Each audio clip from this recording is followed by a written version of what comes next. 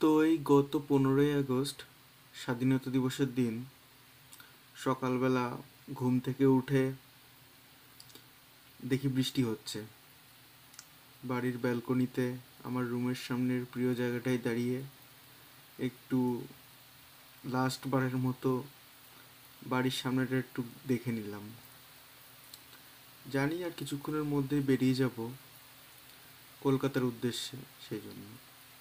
তারপর যথাসময়ে কলকাতা এয়ারপোর্টে এসে আমাদের নেতাজি সুভাষচন্দ্র বোস ইন্টারন্যাশনাল যে এয়ারপোর্ট, সিসিইউ, সেখান থেকে যথারীতি আমি আমার দিল্লির ফ্লাইট ধরলাম। দিল্লির ফ্লাইট ছিল আমার ভিসারা, ওটাতে টাইম মতো বোর্ডিং করে নিলাম। এই যে আমার আগে যেই সবুজ জামা পরা আঙ্কেলটাকে দেখা গেল, ঠিক আমার ডান দিকেই বসেছিলেন তিনি।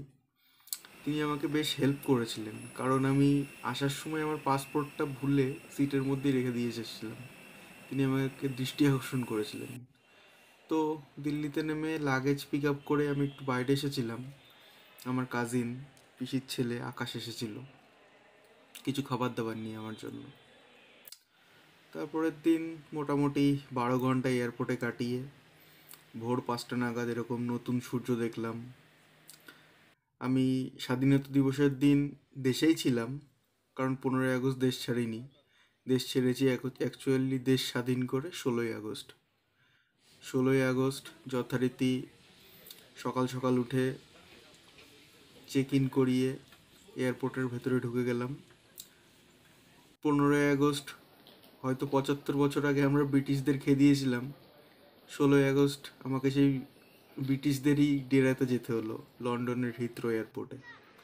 এই সেই হিথ্রো এয়ারপোর্ট, এখানে নানান রকম সিকিউরিটি চেক টেক করে ব্রিটিশ এয়ারপোর্টে, ব্রিটিশ এয়ারওয়েজের প্লেনে উঠলাম, কারণ আমাকে হিথ্রো এয়ারপোর্ট থেকে আমার নেক্সট গন্তব্য হবে এবার টরেন্টো। তো এই যে আশেপাশে দেখা যাচ্ছে কিছু পাঞ্জাবি পাঁজি বা এই টাইপের লোকজন, ম্যাক্সিমাম ইন্টারন্যাশনাল স্টুডেন্ট, তারা সব হাজির হয়েছে যাওয়ার জন্য। তো এটা হচ্ছে হিথ্রো এয়ারপোর্ট। আমার কাছে খুবই কমপ্লিকেটেড একটা এয়ারপোর্ট লেগেছে এটা। প্রচণ্ডই অব্যবস্থা আর প্রচণ্ডই কমপ্লিকেটেড সব জায়গায়। আর এয়ারপোর্টের অথরিটিরা মোটেই হেল্পফুল না। মানে টার্মিনাল কিংবা কোনো কিছু খুঁজে বের করতে নিজেদের অনেকটা টাইম লেগে যায়। আর না জানলে প্রথম প্রথম আসলে সেখানে তো আরও অনেক বেশি অসুবিধার সম্মুখীন হতে হয়। এয়ারপোর্টটা খুবই বড়, ভেতরে মেট্রো সিস্টেম রয়েছে এক টার্মিনাল থেকে আরেক টার্মিনালে যাওয়ার জন্য। কারণ হিথ্রো এয়ারপোর্টটা একটা অন্যতম সেন্টার হওয়ার কারণে এখানে, যেহেতু একদমই সারা বিশ্বের প্লেন এখান থেকে ছাড়ে, এই জন্যে গাদাখানেক টার্মিনাল আর বিভিন্ন রকমের প্লেন সবসময় ল্যান্ড করছে, সেই জন্যে ফুল বিজি একটা এয়ারপোর্ট। কিন্তু যখন প্লেনটা আমার হিথ্রোর মাটি ছেড়ে আমার টরন্টোর উদ্দেশ্যে রওনা দিল, তখন লন্ডন শহরটাকে খানিকটা ভালো লাগলো। বেশ বেশ সাজানো গোছানো, ছিমছাম, ছোট্ট, একদম সুন্দর শহর।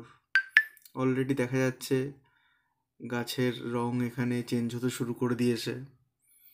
আর লন্ডনের ওয়েদার তো সবাই জানে যে সবসময় বৃষ্টি, একটা সবসময় একটা মেঘলা মেঘলা ওয়েদার। কিন্তু সেদিন অতটা মেঘলা ছিল না, একটা সুন্দর আকাশে ফুরফুরে মেঘ ছিল। আর আমি যখন প্লেনে উঠলাম, প্লেনটা যখন মাটি ছেড়ে উঠলো, তখন বাজে 6টা 45 মতো। তখনও সূর্যটা অস্ত যায়নি, সবে অস্ত যাবে যাবে করছে। সেই টাইমটায় ওই সানসেটটা পুরো প্লেন থেকেই দেখলাম, বেশ সুন্দর একটা দৃশ্য। এমনি লন্ডন শহরটা যথেষ্ট বড়, প্লেনেই পার হতে আমাদের অনেকটা সময় লেগে গেছিলো।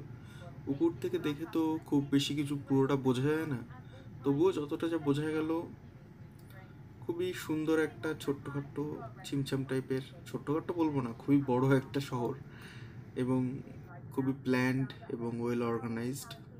এমনি এই জাতীয় শহরগুলো, এখানে যেরকম বাড়িঘরের প্যাটার্নগুলো দেখা যায়, এইগুলো কানাডিয়ান বাড়িঘরের প্যাটার্নগুলোর মতোই অনেকটা। কারণ এখানেও শীতকালে টেম্পারেচার কোনো কোনো সময় মাইনাসে নেমে যায়, এবং ওরকম টাইপেরই ওয়েদার, সেই জন্যেই একই টাইপের বাড়িঘর।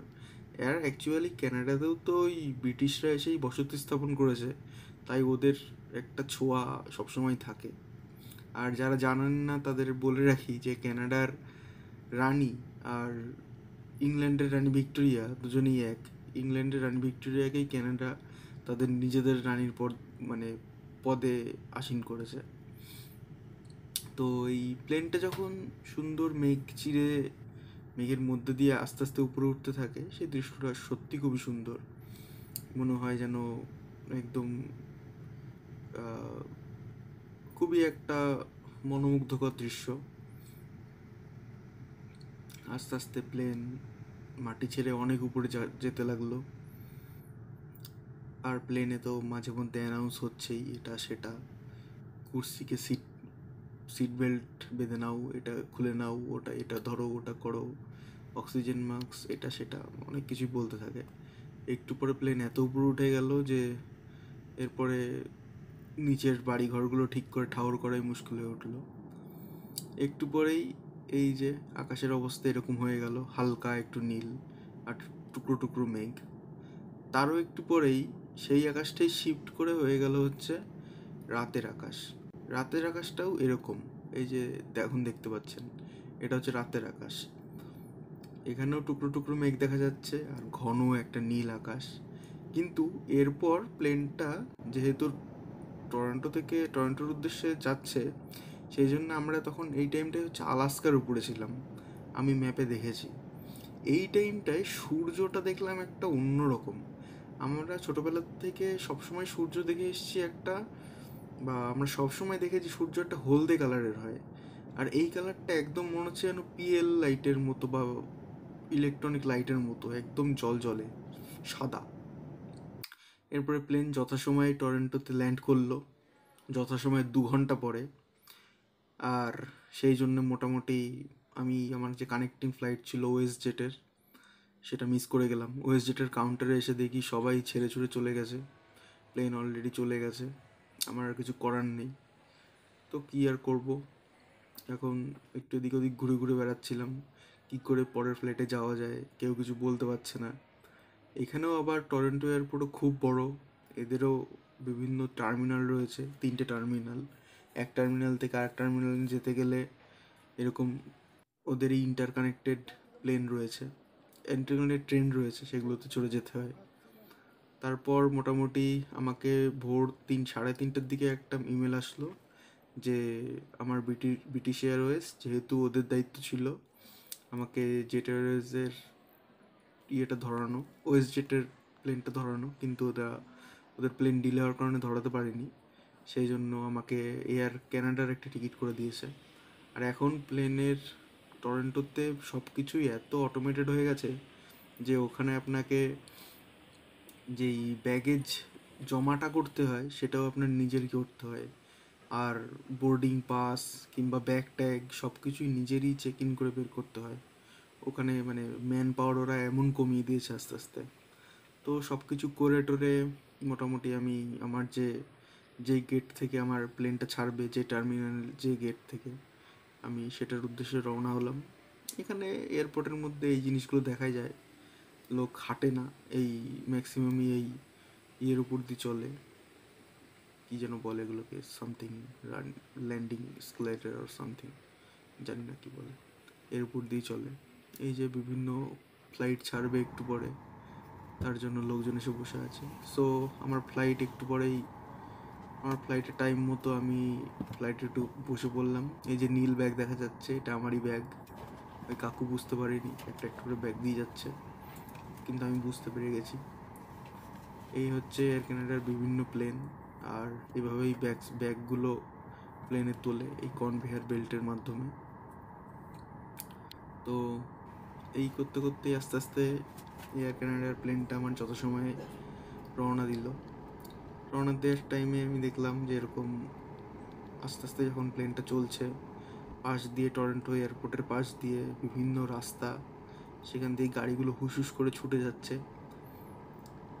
একদম টরন্টো খুবই ব্যস্ততম একটা শহর, সবসময় রাস্তায় ভিড় এবং মানে গাড়ি থেকেই যায়, যেহেতু এত বড় একটা জায়গা। এই যে গাড়ি, ট্র্যাক সবসময় একদম ভর্তি। তো আস্তে আস্তে প্লেন স্পিড বাড়িয়ে রানওয়ে ছেড়ে আস্তে আস্তে আকাশে যখন উঠলো, তখন দেখা গেল যে টরন্টো শহরটা ঠিক কতটা সুন্দর আর কতটা অর্গানাইজ। এখানেও এখনও বিশ্বের অন্যতম বড় বড় যেই বিভিন্ন বড় বড় শহরগুলো, যেমন নিউ ইয়র্ক বলুন কিংবা মুম্বাই যদি বলুন আমাদের, সেখানেও যত বড় বড় স্কাই স্ক্র্যাপার দেখা যায়, টরন্টোতে অত স্কাই স্ক্র্যাপার নেই। ম্যাক্সিমামই হচ্ছে ছোট ছোট বাড়ি। আছে কিছু স্কাই স্ক্র্যাপার, সেগুলো এই সমুদ্রের পাশটা দিয়েই মেনলি। এমনি বড় শহরে খুব একটা স্কাই স্ক্র্যাপার নেই, একদমই সামান্য। আর খুবই যেটা আমার কাছে ভালো লাগে উপর থেকে দেখতে, এত সুন্দর গাছগাছালি দিয়ে ভরা পুরোটা। এইটাই যদি আপনি ফল সিজন মানে সেপ্টেম্বর অক্টোবর ওই টাইমটা দিয়ে দেখেন, এই গাছগুলোকেই দেখবেন এক একটা গাছের রং চেঞ্জ হয়ে, কোনোটা লাল পাতা হয়ে গেছে, কোনোটা হলুদ পাতা হয়ে গেছে, কোনোটা হালকা সবুজ পাতা হয়ে গেছে। মানে তখন একটা বিভিন্ন রকম বিভিন্ন গাছের পাতার রং আলাদা, সেই দৃশ্যটা দেখতে আরও খুব সুন্দর লাগে। এইগুলো হচ্ছে কিছু অল্প অল্প অ্যাপার্টমেন্ট, আর ম্যাক্সিমামই আপনারা দেখতে পাচ্ছেন এগুলো হচ্ছে ব্যক্তি মালিকানাধীনের বাড়ি। টরন্টোতেও এখন বাড়ির দাম প্রচুর। মোটামুটি ইনফ্লেশন যেটা আছে সেটা সেই রেট হিসেবে মোটামুটি সব জায়গাতেই বিশ্বব্যাপী জিনিসের দাম যেহেতু বেড়েছে, টরন্টোতেও বা ক্যানাডাতেও এর প্রত্যক্ষ প্রভাব পড়েছে রাশিয়া ইউক্রেন যুদ্ধের কারণে আরও একটু বেশি। সেই জন্য এখানে তেলের দামও যেরকম হারে বেড়েছে, তেমনি ল্যান্ড এবং রিয়েল এস্টেট সব জায়গাতেই খুবই প্রত্যক্ষ প্রভাব পড়েছে। তবে এখানকার রাস্তাঘাটগুলো নিয়ে আমি একটা ছোট্ট কথা বলে রাখি, এত বরফ পড়ে সারা বছর এবং এত গাড়ি চলে, তা সত্ত্বেও রাস্তাঘাটগুলো খুবই ভালোভাবে মেনটেন করা হয় এখানে। সেই জন্যে সারা বছরের এত ধকল নিয়েও রাস্তাগুলো খুবই সুন্দর টিকে থাকে। আর টরন্টো শহরে যারা নতুন আসতে চলেছেন, তাদেরকে এই মোটামুটি 2 বছরের যেই কোভিড এই পিরিয়ডটা কাটলো আফটার প্যান্ডেমিক, এখনও আফটার প্যান্ডেমিক বলা যায় না, তবুও এই প্যান্ডেমিকের পরে আস্তে আস্তে এটাই হচ্ছে অন্যতম একটা মেন ইনটেক, যেখানে সারা বিশ্ব থেকে ইন্টারন্যাশনাল স্টুডেন্টরা এই কোভিডের পরে ক্যানাডাতে আসতে চলেছে সবচেয়ে বেশি সংখ্যক।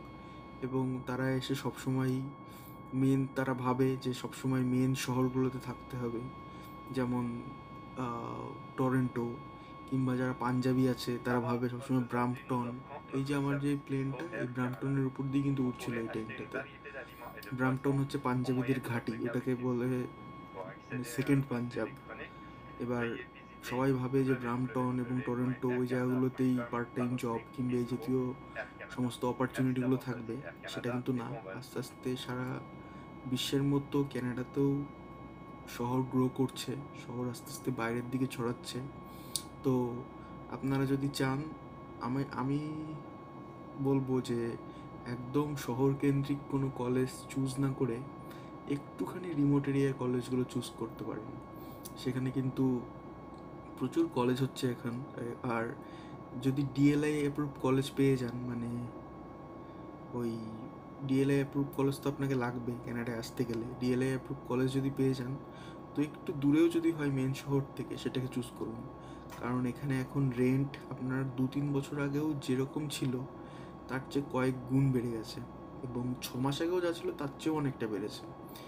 তো বলে রাখবো সেই হিসেবে একটু ছোট শহর চুজ করুন, এবং সেই সেই শহরের কলেজটা ডিএলএ অ্যাপ্রুভ হলে সেখানে কোনো অসুবিধা হবে না আপনার পার্ট টাইম জব পেতে, সেখান থেকে পাওয়া যায়।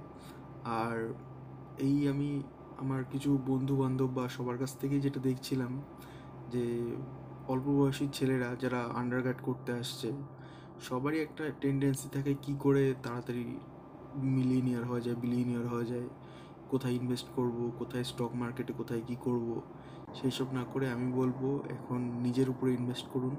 কোনো একটা ভালো কোর্স করুন, কোনো এক্সেল বা কিছুর একটা কোর্স করুন, সেই টাকাটা দিয়ে বরঞ্চ পরবর্তীতে সেটা আরও অনেক বেশি নিজের উপরে ইনভেস্ট করুন, সেটা অনেক বেশি রিটার্ন দেবে। তো আস্তে আস্তে প্লেনটা এরকমভাবেই চলে আসলো হচ্ছে সাসকাটুনে। এই যে শহরটা দেখা যাচ্ছে এটা এখন সাসকাটুন। এই যে সাসকাটুন, সাউথ সাসকাটুয়ান যে রিভার আছে তার উপর দিয়ে প্লেনটা আস্তে আস্তে উড়ে আসলো। এই যে জায়গাগুলো দেখা যাচ্ছে এটা সাসকাটুনের ডাউন টাউন বেরিয়ে এটাকে বলে সাসকাটুন ওয়েস্ট। সাসকাটুন ওয়েস্টে মেইনলি থাকে হচ্ছে এখানকার পুরনো আদি অধিবাসীরা, মানে যারা এখানে আগের থেকেই ছিল তারা, এবং বলতে পারেন আনঅফিসিয়ালি বা অফিসিয়ালিও এটা কাইন্ড অফ একটু ক্রিমিনাল অধ্যুষিত এলাকা। আর এখানে তো প্রচুর পরিমাণে এই যে জায়গাগুলো এটা হচ্ছে ওয়েস্ট পেরিয়ে আস্তে আস্তে একদম গ্রামের দিকে ঢুকে গেল আস্তে আস্তে প্লেনটা। এয়ারপোর্টটা যেহেতু একটু বাইরে, এই ওয়েস্টেই প্রচুর পরিমাণে আপনার ফ্যাক্টরি বা এই জাতীয় ইন্ডাস্ট্রিয়াল হাবগুলো এখান দিয়েই রয়েছে। এই যে প্লেন আমার ল্যান্ড করে গেল, চলে এসেছে কাকুরা ব্যাগ নিতে ধীরে ধীরে। আমিও আজকের মতো ব্লগটা শেষ করি। তো দেখা হবে আপনাদের সঙ্গে পরের ব্লগে। ভালো থাকবেন। Tata, bye bye.